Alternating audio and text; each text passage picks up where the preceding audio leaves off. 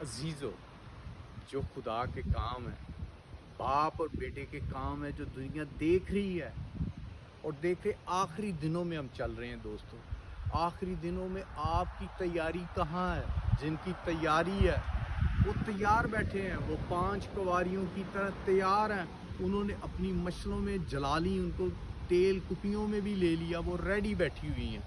اور جو بیوقوف 5 کنواریاں تھیں جنہوں نے مشلیں جلائیں، تیل نہیں لیا۔ اور یہ مثال یہ ہے کہ جب آپ خدا میں بڑھتے ہیں، خدا کو قبول کرتے ہیں، تو آپ کی مشلیں جل جاتی ہیں، شروع ہو جاتی ہیں۔ پر آپ نے انتظار کرنے کے لیے کپیوں میں تیل نہیں لیا، تو وہ بیوقوف کنواریوں کی طرح۔ آپ کو کپیوں میں تیل بھی لینا ہے، اس کے ساتھ ایمان میں بڑھنا ہے۔ جو کپیوں میں تیل ہے وہ آپ نے بائبل کو پڑھنا ہے، دعا کو کرنا ہے، وہ آپ کا کپیوں میں تیل ہے، اور ایمانداری میں بڑھنا ہے، آگے ہی جانا ہے۔ نہیں جائیں گے تو دوستو آپ بیوقوف کنواریوں کی طرح رہیں گے۔